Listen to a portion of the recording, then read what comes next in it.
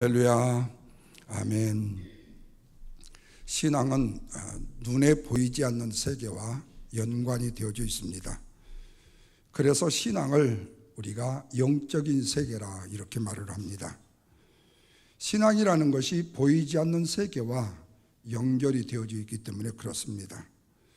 그래서 우리가 신앙을 가진다는 것은 영적인 세계, 다시 말하면 보이지 않는 세계에 우리의 영적인 눈을 뜬다는 것이 바로 신앙을 갖는다는 말의 뜻이 됩니다. 보편적으로 인간이 볼 수 없는 1차원의 세계, 2차원의 세계, 3차원의 세계를 벗어나서 4차원의 세계를 보는 것이다. 1차원이, 2차원이, 3차원이 무엇인지 저도 잘은 몰라요. 그러나 어쨌든 영적인 세계를 4차원이라도 사람들이 얘기합니다. 뭘 보고 하는지도 모르겠어요. 땅의 일이 아니라 하나님의 일을 보게 되어지게 되고요, 인간의 일이 아니라 하나님의 일을 볼 수 있는 세계로 넓어진다는 겁니다. 그래서 믿음이라는 신앙의 세계에는요, 바로 우리가 살아가는 인간적인 삶의 세계와는 다른 세계가 되는 것입니다. 우리 욥기서 1장 말씀에 보면 마귀가 등장을 합니다. 그런데 마귀가 욥의 눈에 보이질 않아요. 그러면서 이 마귀가 하나님과 속삭입니다. 그래서 하나님과의 대화가, 마귀의 대화가 나와요. 영적인 세계니까 욥이 알 수가 없었죠. 자기를 놓고 하나님하고 마귀하고 세상과로 작당을 하는지를 몰랐다는 거예요. 그러니까 욥은 마귀와 하나님의 대화가 무슨 대화인지를 몰랐지요. 그런데 마귀는 하나님과 이야기를 나눈 다음에 하나님이 허락하신 정도 안에서 욥에게 고난과 시험을 주기 시작합니다. 그래서 욥은 갑자기 하루아침에 날벼락처럼요, 모든 재산을 잃어버리고요, 모든 자녀를 잃어버리고요, 자기 자신은 병이 드는 고난을 직면하게 됩니다. 욥은 왜 내 자신에게 동방의 의인이라고 말했던 욥이라는 이 사람, 평안하기 그지없고 행복하기 그지없던 욥의 삶에 어느 날 갑자기 왜 이런 일이 일어났는지를 이해할 수가 없었습니다. 왜냐하면 인간적인 세계에서 욥이 잘못해서 재판에 져가지고 망했다거나 사고가 나서 아이들이 죽었다는 것이 아니라 영적인 세계에서 일어난 일이기 때문에 욥은 몰랐던 거예요. 욥의 친구들도 사실은 몰랐습니다. 그런데 욥이 고난을 당하는 것은 눈에 보이지 않는 영적인 세계에서 일어나기 일이기 때문에 이유를 욥의 친구들도 몰랐습니다. 그런데 욥의 친구들이 굉장히 뭐를 아는 척 잘난 척 하면서 욥한테 이치를 따져댑니다. 그렇지만 그 친구들이 욥에 대해서 욥이 왜 고난을 당하는가에 대한 이치를 따져보려고 쉼없이 질문을 던지고 욥에게 계속 질문을 했지만은 그들이 하는 이야기는 눈꽃만큼도 맞는 얘기가 하나도 없었습니다. 그래서 본문 3절에 보면은 뭐라고 고백을 합니까? 무지한 말로 이치를 가리키는 자가 누구입니까? 나는 깨닫지도 못한 일을 말하였고 스스로 알 수도 없었고 헤아리기도 어려운 일을 말하였습니다 라고 기록을 해요. 욥은 친구들의 무지와 자신의 무지에 대해서 욥기 마지막 장 42장에서 이렇게 고백을 합니다.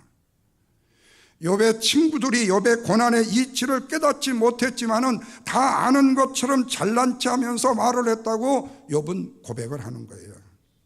그렇습니다, 여러분. 엄밀히 따져보면요, 우리가 알고 말하는 것보다도요, 어렴풋하게 대충 알고 말하는 얘기들이 거의 8, 90%가 됩니다. 정확히 아는 수치, 정확한 연대, 정확한 때, 정확한 스토리에 대해서요. 그래서 우리가 하나님에 대해서 세상의 일을 우리가 함부로 말하는 것처럼 하나님의 이치에 대해서도 내가 여기까지 재단하고 여기까지 재단하고 여기까지 재단하려고 할 때가 많다라는 거예요. 사실은 하나님의 영적인 세계에 대해서 별로 알지 못하면서 말입니다. 그런데 보면 5절 말씀을 보십시오. 뭐라고 그랬죠? 내가 주께 대하여 귀로 듣기만 했었는데 이제는 눈으로 주를 뵙습니다 라고 기록을 해요. 이 말씀을 보면 욥은 이 사건을 통해서 신앙의 전환점이 일어났다는 거예요. 다시 말하면 모두는 하나님을 알게 됐다는 겁니다. 하나님의 이치를 깨달았다는 겁니다. 하나님의 능력을 경험했다는 겁니다. 하나님의 놀라운 사랑을 체험했다는 겁니다. 고난 속에서 하나님의 능력과 권세를 알게 되었다는 거예요.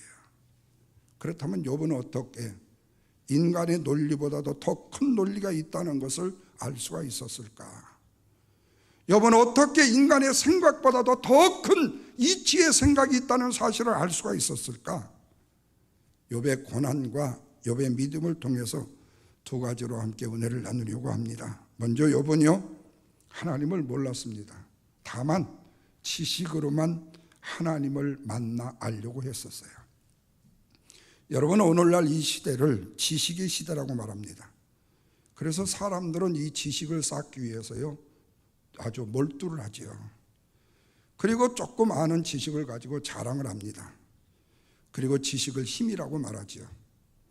여러분, 혹시 무슨 사건이 일어나거나 또는 무슨 일들이 일어났을 때에 이 방송에서 토론을 하는 이 토론자들이 나와서 하는 얘기 들어보십시오. 뭐 이치를 갖고 이 얘기를 하고 논리를 갖고 이 얘기하고 지식을 갖고 이 얘기하는데 세상 말로 말하면 지들이 겪어본 거 없어요. 어찌 보면요, 지 생각이나 내 생각이나 다를 바 하나 없어요.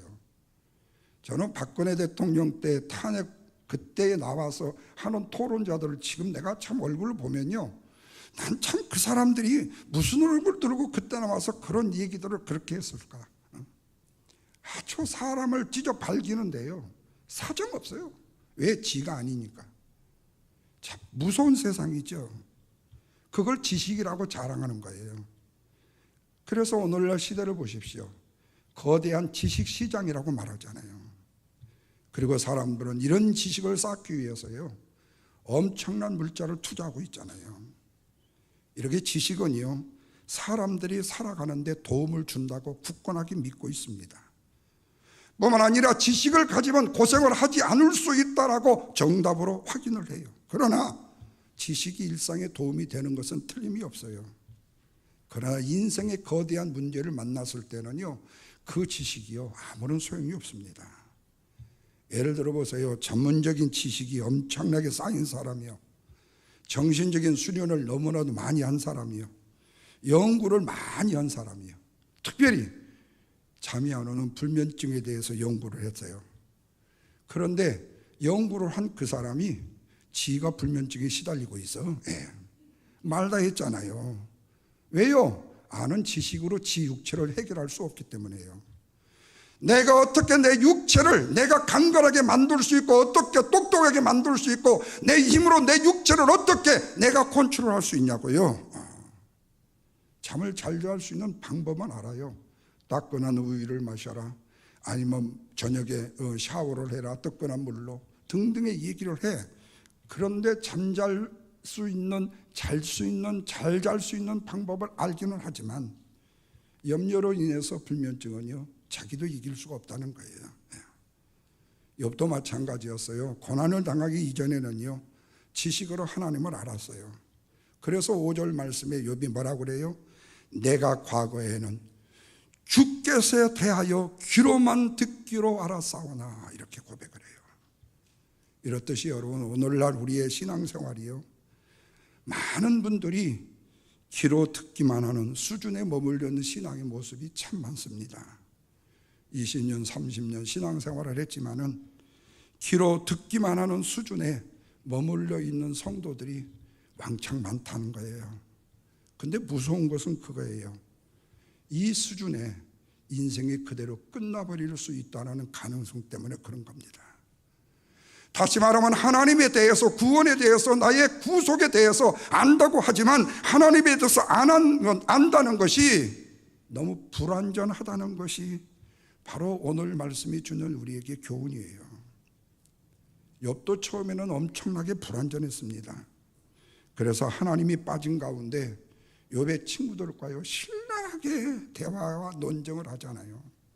그런데 이들의 이론의 싸움, 지식의 싸움이 뭐 친구면 친구에게, 욥은 욥에게 도움이 된 적이 눈꽃만큼도 있나요? 없어요. 친구는 친구대로 자기의 지식과 궤변을 늘어놓았어요. 욥에게 아무런 도움도 되지를 못했어요. 오히려 욥에게 상처뿐이었어요. 여러분, 이렇게 욥이요 고통의 시간을 보내는데도 하나님은 나타나지 않았다는 거예요. 여러분, 종종 운전을 하다 보면요, 와이프가 운전하면 남편이 옆에서 찔벅거리면서 운전 잘해, 조심해, 이렇게 이야기하고요, 부인이 하면 또 남편이 그렇기도 하고, 남편이 하면 이렇게 얘기도 해요. 근데 여러분, 사실은 그 소리는 잔소리에 불과해요. 누구는 운전 잘하고 싶지 않아요? 왜 그러다가 우리 다 죽어? 아니, 당신이 죽는 게 문제가 아니라 나 죽는 것도 문제라니까. 근데 내가 죽을 운전을 왜 해? 옆에서 운전 조심하라고 해야 될 일이 아니라 운전을 잘할 수 있도록 도와주는 것이 필요하다는 거예요. 그게 진정으로 옆에 운전자 옆에 서포트한 사람이라니까요. 근데 운전 잘해. 나도 안 죽고 싶어. 왜 내가 죽고 싶어요? 나도 실수 안 하고 싶어요. 내가 죽으면 다 죽잖아요.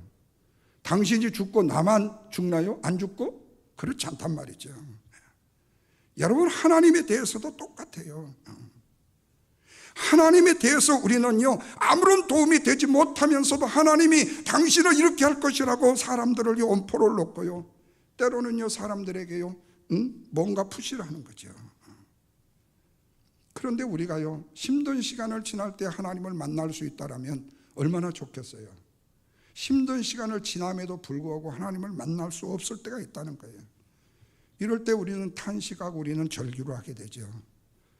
그런데 욥이 이렇게 탄식과 절기로 하고 있을 때, 친구들과 불필요한 논쟁으로 인해서 이제 지쳐버렸을 때 하나님이 드디어 나타나셨습니다. 근데 여러분, 하나님이 왜 이때서 나타나셨을까라고 이야기하지만 실제로는 하나님께서 정말로 정확한 때에 그리고 바른 때에 찾아오셨다는 사실을 잊어서는 안 돼요. 우리가 생각하기에 우리의 인생의 고통의 시간은 길어진 것 같지만 그것은 우리의 관점에서 느끼는 것이고 하나님의 관점에서는 바로 지금이 때야, 지금이 찬스야 라고 역사하시는 거예요. 여러분, 나사로가 죽었는데 마르다 마리아가 그랬잖아요. 예수님 친정 연락드렸는데 친구가 가면서 이제 오시면 어떻게 돼요? 죽어서 무덤에 갇혀. 지금 냄새가 펄펄 나잖아요. 만약의 경우에요, 몸이 좀 열이 있고 있을 때 예수님이 나타나셔서 치료해 줬다면요, 그렇게 예수님이 더 신비롭게 생각하지 않아요. 죽고 나서요, 그것도 썩어서 냄새가 나서 문드러졌대요. 그때 예수님이 나타나셔서 나사로를 부르셔요. 동요 면체로 그가 나와요. 그게 여러분 기적 아니에요? 그게 바로 하나님의 역사 아니에요? 인간은 그렇게까지 보여주지 아니하면요, 아픈 거 하나 가지고 기도했다고 나았다고 해서 하나님을 제대로 믿지 않는 존재라는 겁니다. 죽어서 냄새 펄펄 나갖고 나오는 사람이 다시 살아 나오는 것을 봐야 그래도 좀에 하나님 대단, 우리 예수님 대단하시다. 욥이 온갖 고통을 다 겪습니다. 그리고 난 다음에 하나님께서 욥에게 찾아오셨습니다. 여기서 여러분, 우리가 하나님을 안다는 것이요, 결코 호락호락 쉬운 것이 아니라는 사실을 알 수 있어요. 하나님은 단번에 알 수 있는 하나님이 아니시라는 거예요. 하나님을 안다는 것에 대해서는 위대한 고난의 레슨이 필요하다는 말씀입니다. 그래서 5절 말씀 뒤에 보면 뭐라고 그랬죠? 이제는 눈으로 주를 배움나이다 라고 고백을 합니다. 귀로 듣기만 했던 하나님에 대해서 이제는 직접 내 눈으로 하나님을 본다고 고백합니다. 이것을 우리는 경험적 신앙이라고 말합니다. 욥은 긴 고난의 여정 속에서 하나님에 대해서 모호하고 추상적으로 알았던 것이 이제는 싹 사라지고 정말로 눈에 보이는 하나님을 볼 수 있었다는 거예요. 그동안 욥이 알았던 하나님에 대해서 새롭게 욥은 하나님을 알게 된 것입니다. 하나님에 대해서 지식으로 알았던 그 일을 이제는 직접 눈으로 볼 수 있는 체험적이고 경험적인 하나님을 안다고 고백하고 있습니다. 그러나 이전에는 몰랐어요. 그런데 이제는 하나님을 안다고 고백을 해요. 경험의 고난을 통해서요. 그래서 하나님이 더 큰 분이심에 대해서 깨달은 것입니다. 고난의 경험을 통해서 그동안의 지식으로 받아들였던 하나님을 이제는 내가 받아들여도 될 정도로 엄청나게 위대하신 하나님이라는 사실을 고난의 경험을 이후에 알게 되었다는 거예요. 그래서 이해는 되지 않았지만 크신 하나님을 신뢰할 수밖에 없었다는 거예요. 위대하신 하나님이 얼마나 위대할까, 왜 위대할까에 대해서는 아직도 I don't know요. 그러나 크신 하나님에 대해서만큼은 신뢰하게 되었다는 거예요. 그래서 자신의 인생을요, 죽으나 사나 크신 하나님 앞에 맡길 수 있게 되었다고 고백을 하는 겁니다. 하나님에 대한 이해가 아니라 이제는 자신의 인생을 하나님 앞에 맡겨도 되는 것이라는 것을 이제야 알았다라고 욥은 고백하고 있어요. 그러면 여러분, 안다라는 이 말의 뜻은요, 이해가 아니라 맡기고 살아도 된다는 뜻입니다. 그러나 우리가 안다는 이 말은 논리지 지식으로만 아니라 체험했다는 말이에요. 당신 박사장 알아? 나 잘 알지. 어떻게 잘 아는데? 서너 번 만났어. 그리고 밥도 먹고 악수도 하고, 그리고 뭐 사는 거 형편 좀 들었어. 그럼 우리는 그 사람에 대해서 다 안다고 얘기를 해요.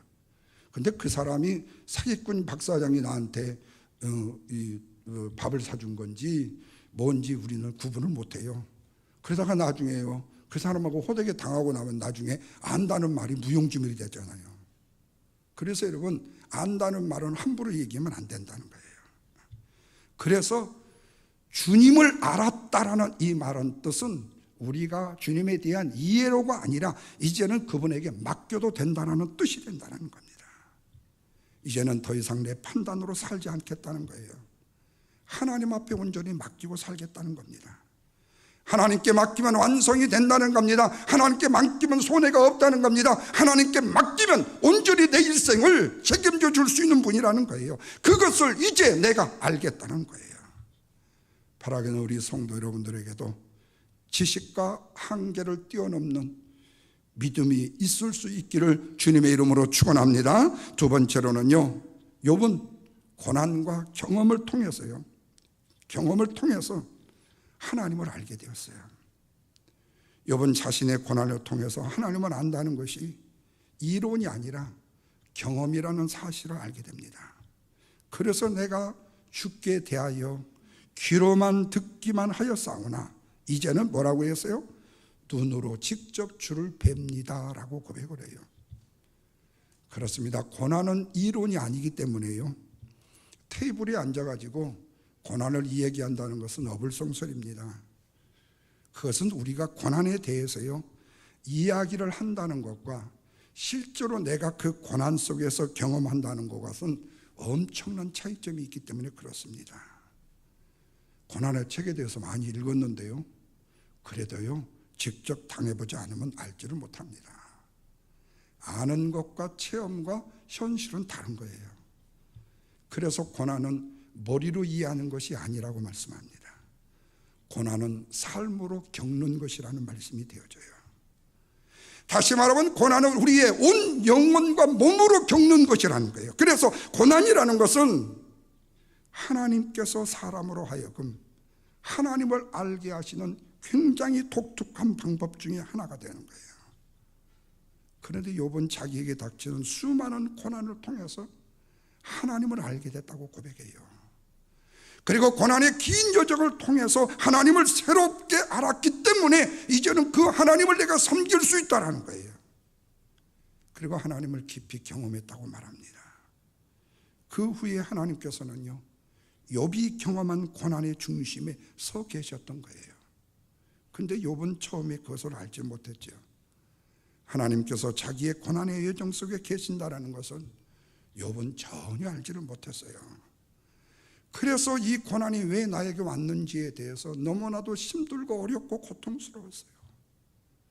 여러분, 송명희 시인이 쓴 글 중에 왜 나만 겪는 고난이냐고 슬퍼하지 마세요. 고난의 뒤편에 있는 주님이 계신 그 꿈을 바라보기 때문에 자신은 지금 현재 내 생활 안에서 기쁘고 감사하다는 거예요.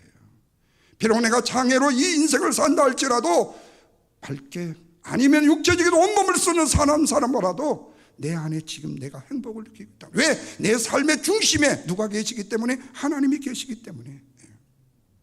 여러분, 양발이 없는 사람 아시죠? 늘 주 안에서 기뻐하고 즐거워 삽니다. 세상 사람들은 이해할 수 없는 고난 속에 역사하시는 하나님을 바라보고 사는 거예요. 욥은 너무나도 힘들고 괴롭고 고통스러웠어요. 그때가 언제냐? 고난의 이유와 고통의 이유를 느끼지 못하고 알지 못했기 때문에, 다만 지식으로 접근했기 때문에. 왜 하나님을 잘 믿는 동방의 의인인 욥이 내가 고난을 당해야 되지? 왜 우리 자식이, 그리고 우리의 재산이 왜 내가 손실을 입어야 되지? 내가 도대체 뭘 잘못했지? 친구들의 말처럼 당신이 혹시 숨겨진 죄악이 있는 거 아니야? 그걸 회개해야 되지 않겠어? 아무리 욥은 뒤집어봐도, 아무리 생각해봐도 내가 고난을 당할 만한 그런 죄를 저진 적이 없는 거예요. 그러니 남이 비난을 하고 남이 권고를 하고 권면을 해도요, 전혀 도움이 되지 않는 거예요. 그런데 고난을 경험하고 하나님을 안 후에 형통할 수 있었을 때에 알 수 없었던 세계가 이 고난 속에 있었다는 사실을 깨닫게 되더라는 거예요. 그래서 하나님은 우리가 하나님을 알기 위해서요, 우리로 어쩔 수 없는 대가를 지불하게 할 때가 있다는 겁니다. 근데 우리는 모두는 어떻죠? 예수를 다 편하게 믿고 싶고 신앙생활 다 편안하게 하고 싶잖아요. 요즘에 한국에 균형을 해가지고 전원생활 하시는 분들을 보면요, 꽃밭을 갖고 놓고요, 집을 새롭게 토담집으로 짓고, 그 다음에 뭐 땀나는 사우나도 만들어 놓고, 그 다음에 뭐 넓은 창에다가 이게 그림이다 뭐 하면서 이게 앞산 뒷산이 다 보일 정도로 식탁을 놓고 거기서 커피를 한 잔 딱 마시고, 그리고 된장국을 절대 안 먹어요. 거기서는요, 틀림없이 빵을 먹어야 돼요. 식빵을요, 구워서요. 그래야 어울려요. 그러면서 전원을 취하면서 이거보다 더 큰 행복이 없습니다라고 이 얘기를 해요. 이 얘기를 해요. 그러면서 뭐지요? 주일날에는 교회를 성경책 끼고 두 부부가 다니고. 그래서 우리는 그를 부러워하지요. 우리는 그 속에 담겨진 그분들만이 안고 있는 아픔과 고난은 우리는 전혀 모르고요. PD가 써주고 작가가 써준 그대로 읽은 그 사람들의 그 애환을 그냥 우리는 보고 부러워하고, 나도 얼마나 행복하게 지금 살고 싶다고요. 여러분, 우리의 신앙생활 똑같아요. 육체적으로 다른 아무런 불편함이 없이 신앙생활 하시고 교회 나오신 분들은 보면요, 나도 저분처럼 예수 믿고 싶고요, 너무나도 평안해 보이고 너무나도 잘 믿는 거예요. 그래서 우리는 신앙생활도 모두 다 꼭지를 걷고 싶어 하잖아요. 그런데 이론이 아닌 실체를 경험하려면요, 반드시입니다. 네버예요. 네버. 고난을 경험해야 합니다. 믿음은 신뢰이기 때문에 그래요. 내가 알고 있는 한계점이 중요하지 않습니다. 하나님을 신뢰할 수 있는 믿음이 중요한 거예요. 이거를 체험하지 못하 보면요, 우리가 세상 말로 죄송한 표현이만요, 죽어봐야 알아요. 죽어봐야 알아요. 죽을 고생 속에 들어가 봐야 알아요. 우리가 하나님을 하나님으로 안다는 것이요, 쉬운 일 같지만요, 실제로 보면 쉽지가 않습니다. 이것이 바로 우리에게 주는 욥기서의 교훈의 말씀입니다. 욥기 전체를 보십시오. 엄청난 사건들이 있었잖아요. 수많은 질문들과 대화가 오고잖아요. 친구들이 변론을 하잖아요. 근데도 이 과정 속에서도요, 고통은 끊임없이 계속되고 있어요. 그런데 욥이 어느 순간 마침내 알게 되었습니다. 욥은 고난이라는 값비싼 대가를 지불한 후에 하나님을 아는 것보다 더 나은 것이 없다는 사실을 깨달은 거죠. 하나님을 알기 위해서 고난이라는 엄청난 대가를 지불했지만 고난을 통해서 욥은 하나님을 알았다고 말해요. 그래서 여러분, 욥기는요, 우리에게 굉장히 중요한 책입니다. 굉장히 중요한 메시지가 담겨져 있는 책이기 때문에 그래요. 그래서 욥은 하나님을 이론으로 배운 것이 아닙니다. 하나님을 아는 것으로 우리의 신앙을 송두리째 바꿔놓을 수 있는 고난을 통해서 알게 됐다고 그런 거예요. 그래서 우리가 하나님을 안다는 것은 이념도 이념도 이론도 개념도 아닌 것입니다. 그래서 이제 욥은 앞으로 내 자신이 겪을 일에 대해서 하나님에 대해서 하나님이 직접 나한테 일일이 대답해 주지 않아도 이제는 상관이 없을 정도로 되어버렸어요. 그러나 처음에 욥은 자신이 고난당한 이유를 알지 못했잖아요. 그래서 왜 고난이 있느냐고 자꾸 묻고 질문을 하고 대답을 하고 토론을 했잖아요. 그래서 여러분, 우리에게 고난이 있을 때 중보의 기도는 부탁을 드리는 거 좋아요. 그러나 고난의 사정 속속들이 너무 얘기해가지고 왜 당신은 무슨 속죄를 지었길래 고난을 당하냐는 핀잔 듣지 마시고 하나님 앞에 무릎을 꿇으시고 하나님을 만나세요. 인간요, 아무리 친해도 도움 안 됩니다. 그렇다고 친구를 다 버리라는 얘기는 아닙니다. 잠시 잠깐의 어떤 부분에 도움은 될 수 있어요. 그러나 하나님이 친히 개입하셔서 함께 하셔야만이 우리의 문제는 하나님이 아시고 우리의 마음에 평안과 행복을 주신다니까요. 욥은 고난을 통해서 하나님을 알게 됐다고 고백해요. 이제 욥은 고난에 대하여 하나님께서 일일이 말씀해 주지 않아도 상관이 없어요. 왜? 하나님이 누군지를 알았기 때문이에요. 고난을 통해서 하나님이 이렇게 크신 위대하신 분이라는 사실을 알았다는 거예요. 그래서 2절 말씀에 뭐라고 고백을 하죠? 다 같이 보세요. 주께서는 못하실 일이 없사오며 무슨 계획이든지 못 이룰 일이 없으신 줄 아오니 라고 기록을 해요. 하나님께서는 험난한 고난을 통하여 욥을 단련하셨고, 그래서 욥은 고난이라는 레슨을 통해서 하나님을 알게 되었다고 말씀하고 있습니다. 하나님의 능력과 하나님의 지혜와 하나님의 권능과 하나님의 선하심과 하나님의 주권을 알게 되었다. 이것이 바로 하나님께서는 우리가 당하는 어떤 고난보다도 크신 분이시라는 사실을 깨달은 거예요. 하나님은 선하심으로 이 모든 것을 하나님의 계획 속에 안고 계셨다고 말씀하고 있어요. 다시 말하면 오직 하나님의 주권과 통치 아래 있었다는 사실이에요. 그래서 우리가 계획을 한다 할지라도, 우리가 준비를 한다 할지라도 그것은 우리의 계획과 준비로 이루어진 것이 아니라 하나님이 합력하여 선을 이루시는 역사가 이루어진다. 이러다 보면요, 마귀가 우리를 아무리 시험한다 할지라도요, 우리는 그 시험에 넘어져서 쓰러져서 신음하지 않습니다. 왜? 하나님이 나의 하나님이 되셨다는 것을 내가 알고 있기 때문에.